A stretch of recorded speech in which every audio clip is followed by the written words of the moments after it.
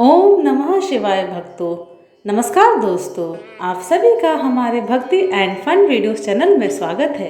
आप सभी को सावन शिवरात्रि की हार्दिक शुभकामनाएं। आज के दिन मैं आपको सावन शिवरात्रि की कथा सुनाने जा रही हूँ। सावन शिवरात्रि व्रत का सनातन धर्म में विशेष महत्व माना जाता है। मान्यता है इस व्रत को करने से मनुष्य जीवन के सारे दुख दूर हो जाते हैं और भगवान शिव की विशेष कृपा प्राप्त होती है। इस साल सावन शिवरात्रि व्रत 15 जुलाई दिन शनिवार को पड़ा है। इस दिन भगवान शिव की विधि विधान पूजा करने के बाद सावन शिवरात्रि की व्रत कथा जरूर पढ़ें। सावन शिवरात्रि व्रत कथा। सावन शिवरात्रि की कथा के अनुसार एक बार चित्रभानु नामक एक शिकारी था जो पशुओं की हत्या करके अपना परिवार चलाता था। वह एक साहूकार का ऋणी था, लेकिन कर्ज न चुका सकने के कारण क्रोधित साहूकार ने उसको बंदी बना लिया था। संयोग से उस दिन शिवरात्रि का पावन पर्व था। बंदी रहते हुए शिकारी शिव संबंधित धार्मिक बातें सुनता रहा। वहीं उसने शिवरात्रि व्रत की कथा भी सुनी। शाम के समय साहूकार ने उसे बुलाया और ऋण चुकाने के लिए पूछा तो शिकारी ने कर्ज अगले दिन चुकाने का वादा किया। साहूकार ने उसकी बात मान ली और उसे जाने दिया। शिकारी जंगल में शिकार के लिए निकला। दिन भर बंदी गृह में रहने के कारण शिकारी भूख प्यास से व्याकुल हो गया था। सूर्यास्त के बाद वो एक जलाशय के समीप गया और वहां एक घाट के किनारे स्थित पेड़ पर थोड़ा सा जल पीने के लिए लेकर चढ़ गया। शिकारी को पूरी उम्मीद थी कि कोई ना कोई जानवर अपनी प्यास बुझाने इस घाट के पास जरूर आएगा। शिकारी बेलपत्र के पेड़ पर था और उसी पेड़ के नीचे एक शिवलिंग भी था जो बेलपत्रों से ढका था। भूख और प्यास से थका वो उसी मचान पर बैठ गया। शिकारी ने मचान बनाते समय जैसे ही टहनियाँ तोड़ी वे संयोग से शिवलिंग पर जा गिरी। इस प्रकार दिन भर भूखे प्यासे रहकर शिकारी का अनजाने में शिवरात्रि का व्रत भी हो गया और शिवलिंग पर बेलपत्र भी चढ़ गए। इस तरह से एक पहर रात्रि बीत जाने पर एक गर्भिणी मृगी तालाब के किनारे पानी पीने के लिए पहुंची। शिकारी ने उसे देखकर धनुष पर तीर चढ़ा दिया। जो ही वो प्रत्यंचा खींचने लगा, उसके हाथ के धक्के से कुछ पत्ते और जल की कुछ बूंदें नीचे बने शिवलिंग पर गिर गई और अनजाने में ही शिकारी की पहले पहर की पूजा भी संपन्न हो गई। मृगी बोली, हे शिकारी, मैं गर्भिणी हूँ, शीघ्र ही प्रसव करूंगी। तुम एक साथ जो 2 जीवों की हत्या का पाप अपने सिर पर ना लो। मैं बच्चे को जन्म देकर शीघ्र ही तुम्हारे पास वापस आ जाऊंगी, तब मार लेना मुझे। शिकारी ने प्रत्यंचा ढीली कर दी और मृगी को जाने दिया। कुछ ही देर बाद एक और मृगी वहां से निकली। शिकारी ने उसे देखकर धनुष पर बाण चढ़ा लिया।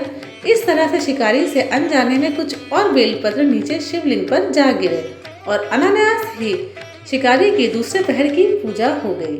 मृगी ने विनम्रता पूर्वक शिकारी से निवेदन किया कि मैं थोड़ी देर पहले ऋतु से निवृत्त हुई हूँ, अपने प्रिय की खोज में भटक रही हूँ। मैं अपने पति से मिलकर शीघ्र ही वापस आ जाऊंगी। शिकारी ने उसे भी जाने दिया। 2 शिकार को खोकर शिकारी चिंता में पड़ गया था। रात्रि का आखिरी पहर बीतने को था कि तभी एक अन्य मृगी अपने बच्चे के साथ उधर से निकली। शिकारी ने उससे देख तुरंत धनुष पर तीर चढ़ा दिया और तीर छूटने को ही था कि मृगी बोली, मैं इन बच्चों को इनके पिता के हवाले करके लौट आऊंगी, इस समय मुझे मत मारो। शिकारी ने कहा, मैं सामने आए शिकार को कैसे जाने दूं? इससे पहले भी मैं 2 बार अपना शिकार खो चुका हूँ।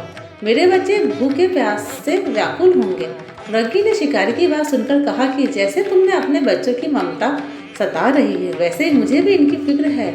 इसलिए मेरे बच्चों का सोचते हुए मुझे थोड़ी देर के लिए जीवन दान दे दो। मेरा विश्वास करो, मैं इन्हें इनके पिता को सौंपकर तुम्हारे पास तुरंत लौट आऊंगी। मृगी की बात सुनकर शिकारी को उस पर दया आ गई। उसने उसे भी जाने दिया। शिकार न कर पाने के कारण परेशान होकर पेड़ पर बैठा शिकारी बेलपत्र तोड़ तोड़कर नीचे फेंकता जा रहा था। इस तरह से उसके तीसरे पहर की भी पूजा स्वतः ही संपन्न हो गई। पो फटने को हुई तो एक मृग उसी रास्ते पर आया। शिकारी ने सोचा कि चाहे कुछ भी हो जाए, इस बार वो शिकार करके ही रहेगा।